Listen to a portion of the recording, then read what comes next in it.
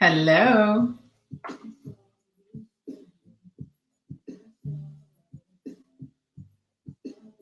Hello, everyone. It is Suzanne Hart, who is already out there. I'm just going to give it a moment for people to begin to join. So, how are you? It's Suzanne Hart, and this is another session of Mindset Mastery. I'm just going to get this down.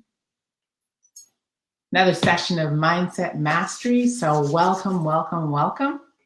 And we are going to be getting going in a few moments. So hello, Charia. And that's right. The word today is book study. I see Cindy joining. Hello, Cindy. And welcome, welcome. So as you're joining, as people are beginning to pop on, what I'm going to invite you to do is first, as you pop on, let us know who you are, where you're chiming in from, and what you do. And why, of course, because this is social media and this is an interactive process. This is your opportunity to network online.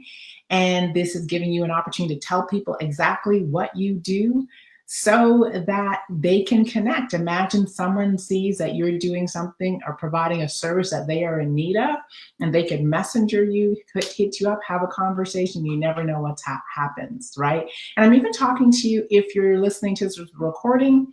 Please do absolutely share what you're doing, who you are, where you're joining us from, even if you're listening on the recording. Second thing I'm going to ask you to do is bless a life, bless somebody for sure.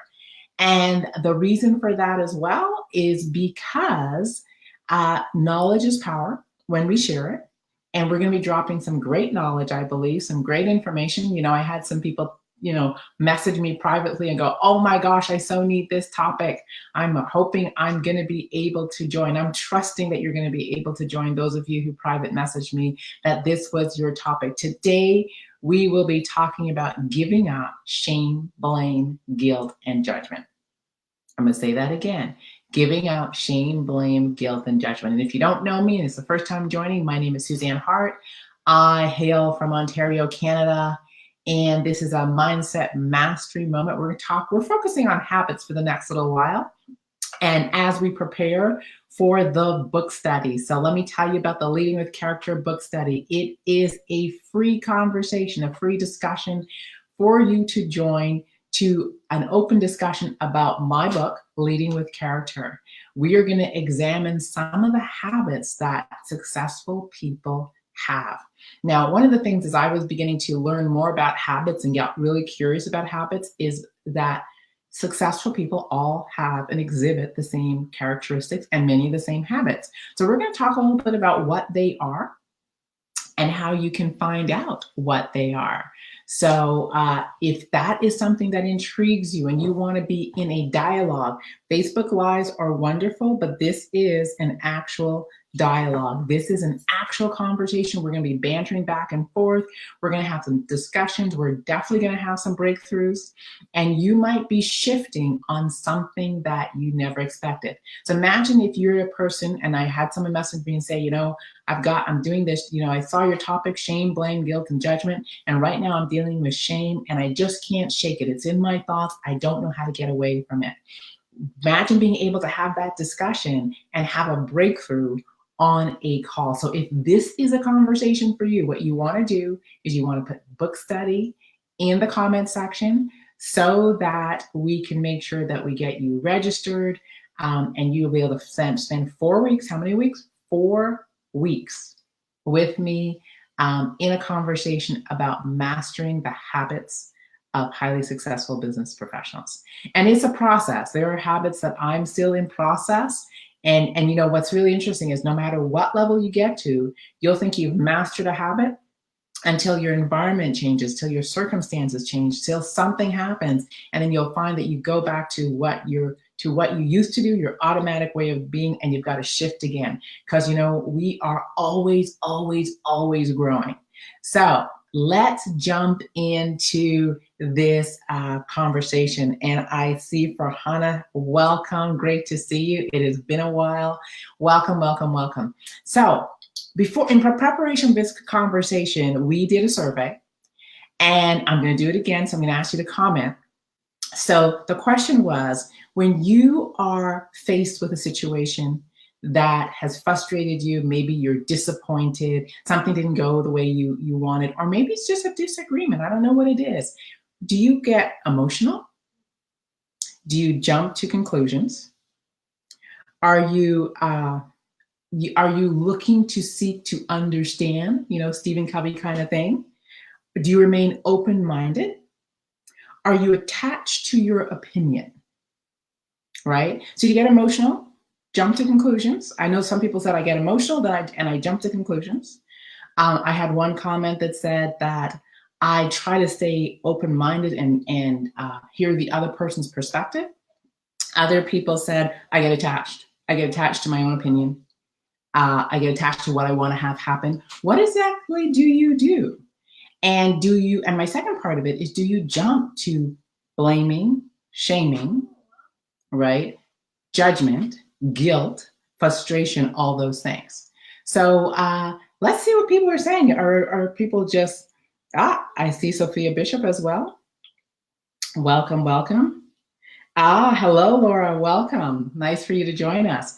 So what do you do, right? For men, so I'll tell you, for me, my automatic way of being, that is what happens when I'm not thinking. I know something happens in my world, and when I step into upset, I go to blame first, and then I go to shame, then I go to judgment, and then I probably go back to guilt. I kind of run the circle, right?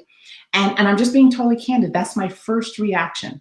And oftentimes I have to catch myself and go through a process. So the question we're going to talk about today is, how do you give up shame, blame, judgment, guilt, anger, all those sorts of things, those emotions that are low vibrating emotions that often keep us stuck? I say these emotions are kind of like glue. Ever notice that when they're running in your head, that you get stuck? You can't move. It's almost like it's running in your head and you're replaying, and your mind is on replay, and you're replaying a scenario. And if you're like me, you'll find yourself talking to yourself, wondering, I'm having a full-blown conversation that I don't want to be having, but I'm being run by it, right? And it's like glue. You can't move. So the question then becomes, what do you do, right? What exactly do you do? Now, this is what I want to share a few stories with you. So the second thing I want you to consider is, suffering is an optional thing. Farhana's saying, yes, I get you, right? Suffering is an optional thing. Now, I never thought that suffering was optional until one day I was sitting in a program, and I was in my full-blown pity party because I was not having a good year. It wasn't like I wasn't having a good week or a good month. I wasn't having a good year. And so I was caught up in full-blown poor me, suffering, guilt, shame, anger, the whole gamut. And as I'm sitting there, totally absorbed in poor me, the trainer at the front of the room says that suffering is optional. And I get upset because I'm thinking, no, it's not. You suffer. Things happen and you suffer. And then he said, you suffer as long as you're willing to hold on to shame, guilt, judgment, anger. And I was like, oh. And he goes, that's the cause of your suffering. And the minute you're able to give it up, it's like everything clears. So the question then is, how do you give it up? Right? That was me. Like, how do you give it up? I don't know. How do you give it up? I have no idea. So tonight, we're going to talk about one habit that will move you on the way to giving it up. But before I do, I want to see who's here. So I do see Laura. I see Farhana. Farah. Farah, we were talking earlier today, so welcome. I'm so glad you're here. Okay, so how do you give it up? And this is such a good question, because oftentimes when we're caught in that cycle, it is really challenging to give it up. And the reality is that we are creating our own suffering. And the reason we're creating our own suffering is, think about this. The event that created whatever emotion that brought on shame, guilt, judgment, frustration, anger, all those things is done. It's past. It might be hours behind you. For some people, it's weeks behind you. For some people, it's years behind you. And for some people, it's actually decades behind you. And so the event's gone, it's past. And oftentimes the people attached to that event have moved on, but unfortunately you're stuck in the middle of that event. And anything that reminds you of it brings back the same emotion: shame, blame, guilt, judgment, frustration. So the question is, how do you get rid of it? How do you give it up? Right? So this is one of the things that we're going to talk about. We're going to talk about the habit of being objective, right? And it's an interesting habit because being objective is about looking at a situation unattached to emotion. Now, what is emotion? Shame, blame, judgment, guilt. Those are all emotions, low vibrating emotions. So to be objective is the act of looking at a situation, an event, if you will, and giving up judgment, giving up your opinion, really just giving up the story that you choose to tell yourself about the event. That's the beginning of it. So we're going to break this down a little bit today and talk it through. So I want to just give you a few things. So I was looking up objective, and when I wrote the book, Leading with Character, I looked up the word objective, and it says, what is formed in your mind, right? That's one of the definitions. I thought that was really interesting because I thought objective was totally different, but it's what is formed in your mind. And often it is so being objective is the ability to really manage what's being formed in our mind and to really look at something with the absence of emotion. So this is how it works. And I'm going to tell you a story just to drive this home. So if you don't know, my background is family, individual, and group counseling. And I did crisis counseling for many years with families. So what that meant, I would end up in court with a family and a judge in order to represent a situation. So this is when I first started. I would go to court and I'd want to tell what happened or what I observed or what I thought I'd observed. And I'd always slip in my opinion, my beliefs, and the judge would say, no, no, no, no. And the other lawyer would object and say, objection, conjecture, opinion, so on and so forth. And this is really what the judge wanted. The judge said he just wanted the event, the facts. He didn't care about my opinion. He didn't care about my beliefs. He didn't care about what I thought. He just wanted the facts, right? And so the first thing about giving up shame, blame, judgment is to actually be able to pull apart these things and figure out what the facts are. So what actually happened? So I always say, what was the event, right? And it could be that someone was late. The person did not arrive on time. They weren't where they were supposed to be at a designated time. Now notice what I already said. I already made an opinion late, right? That's a judgment. So what happened was a person wasn't at the designated location at the agreed upon time. That's what occurred. That's the event, right? I remember when I was having financial challenges, the reality, the real thing was my bank account had a negative balance. That's all that really was. My bank account had a negative balance. That was the facts of the situation. Now, so the first thing to really begin to play with this is to really pull apart the facts, right? Now, in order to pull apart the facts, you have to really be aware of what your opinion is, right? So your opinion is anything that's not grounded in truth, like it's not real. Like a car's red is real. I think that red car is fast. The only thing real factual about that is the car and red, right? So it's any opinion that we put to something, right? So you've got to go events, and then you've got to pull apart your opinions. And it's almost like you're putting them in compartments, right? So this is what happened. These are my opinions, right? So my opinion could be that I think he's always late. My opinion could be that he probably didn't leave on time. My opinion could be that he or she is inconsiderate. My opinion could be that he should be ashamed of himself for just keeping me waiting. Those are all opinions. They aren't factual at all. Those are all opinions. But what we often do when something happens is we take an event, we attach our opinion, and we relate to our opinion as it's a fact. But it's just an opinion. It's what we think about the situation. The only thing that's true is that a person wasn't at the designated place at the agreed upon time. That is what's happened, right? So now that we've got our facts, the event, we've got our opinion. That the next thing that you got to pull apart is your belief, right? Now, you might have a belief that says that this person is always late. This is just who they are. That may be a belief. You might have a belief that this person's just inconsiderate. Now, notice your beliefs and your opinions are very much the same. You might have a belief that it's impossible to get across the city without getting caught in traffic. So you may not be too disturbed by the situation. But whatever your belief is, it will color and filter how you interpret the event.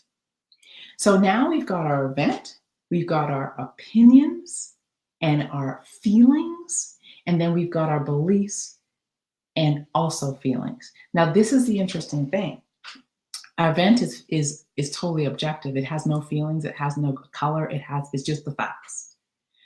Beliefs and opinions are colored with a lot of stuff, right? So this is really how this really works, is that in order to move, and Tria's going, this is so true. Is it not? This is so true. And this, for it to really work, is to really begin to understand where truth lies, right? Because when you start to understand it, you'll begin to look at a situation and go, I could be right, you could be right. I'm not really sure not what's right. Because the reality is, the only thing that's really based in truth is two people agreed to be at a place at the same time. Someone didn't arrive on time, right? All the story and drama and stuff we attach to it is actually opinions, feelings, beliefs. Now think about this when you are carrying shame, right? Think about when you're ashamed of something, and it could be an event happened and you attach, now watch what I'm saying, you attach an opinion to it that creates shame, but the opinion isn't fact. The only thing that's factual is the event happened. You can attach an opinion to something that creates blame. You can attach an opinion to something that equates to a judgment. You can attach a lot of different things. So this is really what I've learned to do, is I've learned to, rather than jump to a conclusion and create my own opinions and live from my own belief systems, is I always ask myself, Suzanne, what were the facts? Hi, Don. Welcome. So I always ask myself, what were the facts? It's that simple. What were the facts? And I remind myself, the first place I go, what were the facts? Right? So I had a situation yesterday, and I'll just share. And someone was supposed to do something, and it wasn't done the way I thought. Now, when it happened, I was hot. Can I say hot? I was like upset, total judgment, total blame, total all sorts of stuff. I actually had to get in my car, go for a drive, and cool myself off. And then I had to call one friend and call another friend to de-escalate, right? So needless to say, the event, right, the thing that was supposed to be done that didn't get done, had created a lot of emotion, right? So I am stuck in my beliefs and I'm stuck in my opinions. So I'm having this situation. Now, what I know is before I talk to anybody or the person involved, I've got to get all this I've got to manage this. So I've gone for my drive. in the nice air. I've talked to one friend, I've talked to another friend, and then now I'm beginning to settle down. And I'm like, okay, Suzanne, what are the facts? This isn't done the way I expected. That's really what the facts were. It just wasn't done the way I expected. And I thank you, Deborah, for the phone call, because it was a wonderful conversation. Wasn't done the way I expected. What was my opinion? It was someone's fault. Now, as soon as I caught myself in blame, I said, Suzanne, that's not useful. It's not a useful thing. So it doesn't matter whose fault it is. And as soon as I caught myself in shame, in that I should have recognized it and I should have caught it way before now, not a useful feeling, not a useful thing. So shut that down.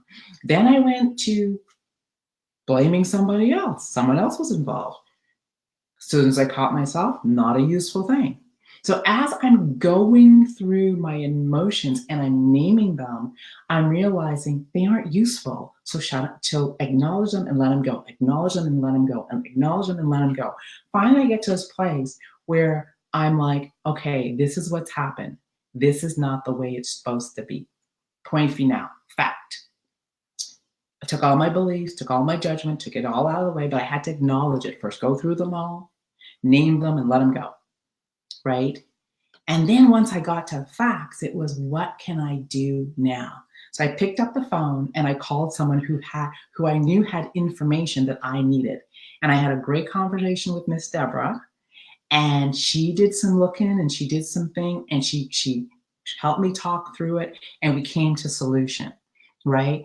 And as soon as I came to solution that was workable, because I didn't get myself stuck in the shame, blame, guilt, judgment, I was able to move, right? And it was like, okay. So we came up with a solution. I was able to let it go, and I was able to move. But the only reason that happened was that I actually had to work through, this is what, first thing, want to blame somebody. That's blame, not useful. It's not going to help anything. And it's going to put everyone on the defensive. So that's not useful. I want to shame myself. Shame. That's shame, not useful. It's going to put me on the defensive, or it's going to put me in a corner curled up in a ball wanting to cry. Not a useful emotion at this time. Let it go. Then I wanted to judge a whole bunch of stuff. I wanted to judge a company. I wanted to judge this. Not useful. So as I worked my way through it, I ended up at a place where I had this blank slate. And it was like, okay, I need a solution. And even when I call the person to get my solution, even when I talked through with Deborah and I talked through with Cindy, I was like, I wanted it. It doesn't matter whose responsibility it is. It doesn't matter whose fault it is. It does not matter. That's not the issue at hand. I just need a solution now. Right? So I worked through it myself. But I have to, so the key thing I want to say to you is objection, your ability to be objective is to know what the actual facts are. What did the event? And as you work through your feelings, to actually name them. That's anger. It's not going to help me. That's frustration. It's not going to help me. That's my need to shame myself. That's not useful. That's my need to blame somebody. That's not useful.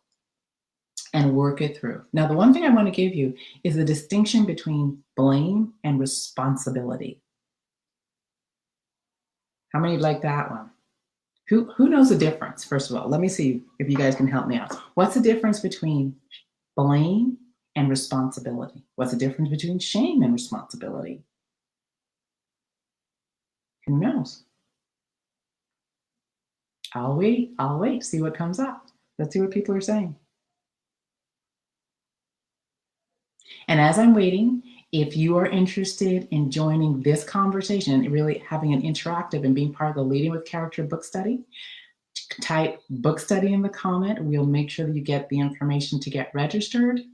And it is going to be 4 weeks of interaction. And I am positive that some people are going to get some great breakthroughs around getting past some of these emotions that stand in the way of you executing a great habit.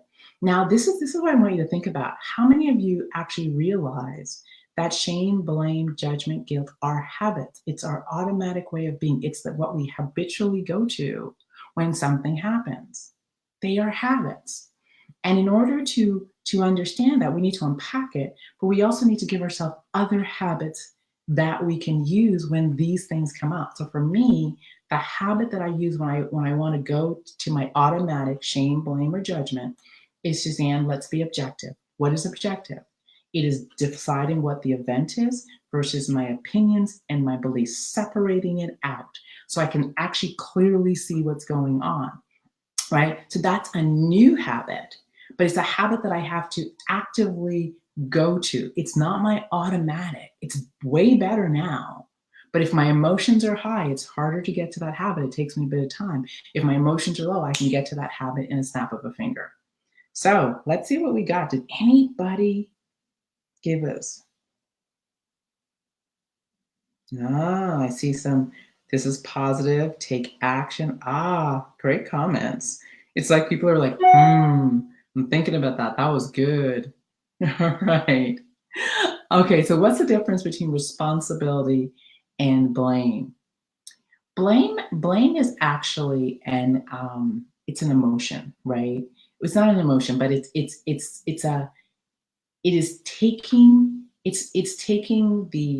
putting someone in about the ball in someone's court, but putting it loaded with emotion, right? Blame has fault to it. Blame is actually a negative place to sit. Responsibility is when you own something free of guilt, shame, um, uh, blame. It's really when you're objective enough to say, I could have done this better. I could have done this differently. And responsibility usually comes with solution. It usually comes with learning. It usually comes with insight, right? Responsibility usually comes with the space to move into solution. That's when you know you're sitting in responsibility, because I'm going to take responsibility for this when I move to solution. Whereas when it's blame is it's usually I'm going to defend myself from this. And there's a lot of negative emotion, but there's usually not solution. It's just, I'm going to defend. Now, the reason we go to that, just so you know, is that we live in a society that's conditioned us to protect ourselves. We live in a society where failure is not seen as an opportunity to grow. We live in a society where, cover your what is a way of operating. We live in a society where learning isn't necessarily the end of not getting something right. It's either you're right or you're wrong. So a lot of people live in right or wrong, good or bad, positive or negative, right? And imagine just living in an event happened. What can we learn? An event happened. What can we learn? Then people would more likely be willing to give up shame, blame, judgment. So as leaders, if you really want to create an environment where growth and responsibility occurs, is to create an environment where learning is the product of any event, and that people are allowed to fail if they're willing to take responsibility and learn. And then what will happen is people won't go to the automatic defense, because they won't be afraid of the consequences of making a mistake. They won't be afraid of the consequences or the punishment that comes with failing or not getting something right. If they know that what happens is, if I'm willing to take responsibility for the learn and for rectifying a situation, I can make mistakes. You're going to create an environment where growth, productivity, creativity, and healing will thrive. Right? It's up to us as leaders what type of environment we want to create. All right. So I get, yes, I am learning. I love it. Taria says, that's a great definition. Thank you. Yes, responsibility totally moves us into a solution. All right. So why is this so key, and why is this topic so yeah, I'm so glad it makes sense. Thank you. Farah, and we were chatting earlier online, I believe, and I'm glad that makes sense, and I hope that you got an answer to your question. So totally, when you and I are willing to take 100% responsibility for something, we create a space for things to move. So why is this so key? Is that the minute we get into guilt, shame, judgment, blame, growth stops. That's really what it is. Growth stop and you stop, right? And oftentimes why health programs fail is the minute people fall off, they go to shame, right? And they get stuck in shame and they throw their hands up in the air and they don't move forward because they're stuck in the emotion of shame. The minute that we made a goal around our finances, and the minute that something didn't go the way we expected, we might go to blame, we might go to anger, we might go to frustration, and we get stuck in that emotion, and then we derail ourselves from our goal. The reason why people don't hit targets is because they get caught in judging themselves, shaming themselves, blaming, all those sorts of things. And the minute those emotions get in the way, you get derailed from where you're going. So why is it important? Is because if you and I are continuously able to clear out emotion so we can get to a solution, we will keep moving and we will step into learning all the time. So it's really understanding that if you're up to massive things in your life and in your business, breakdowns are inevitable.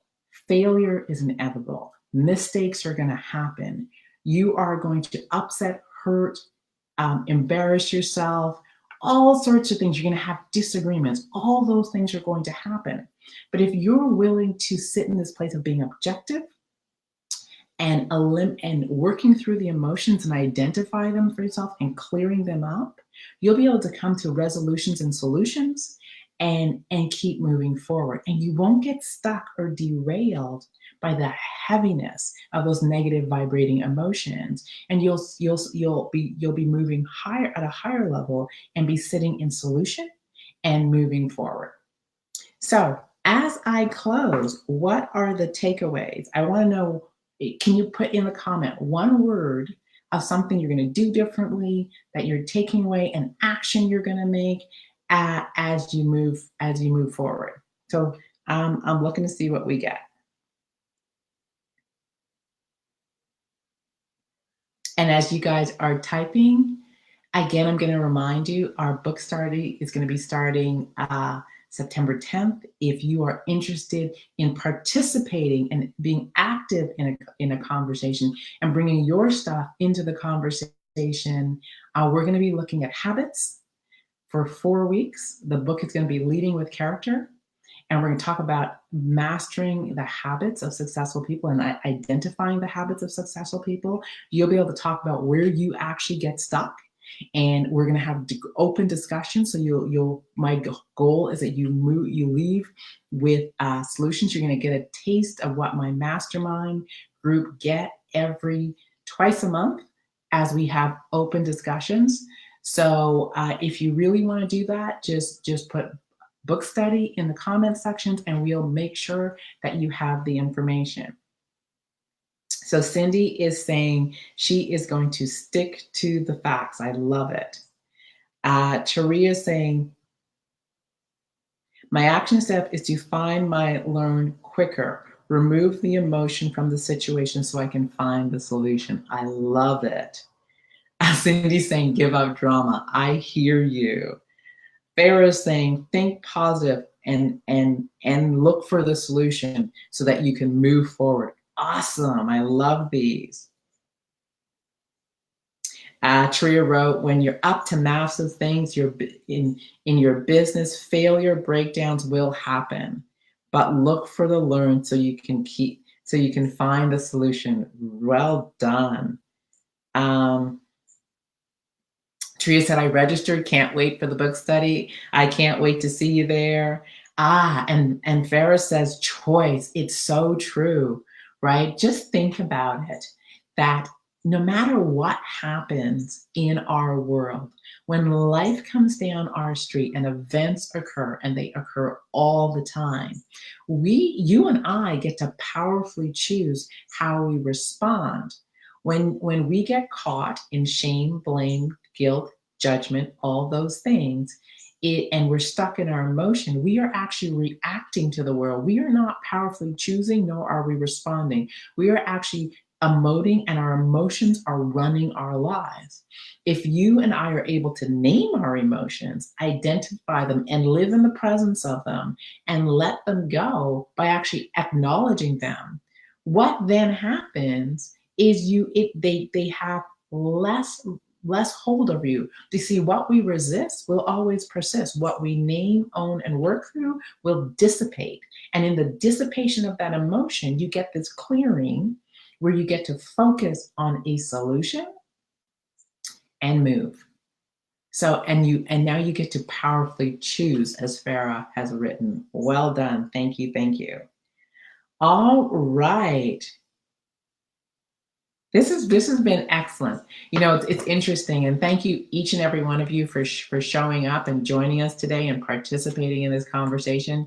I enjoy these Thursdays. We're here every Thursday, 7 p.m. Eastern Standard Time, with a new topic. Myself on my own, so Suzanne Hart on her own, or with a fabulous guest. And I know we're going to have Brent Simpson back in the month of September. We're going to have none other than Lethea Owens in September.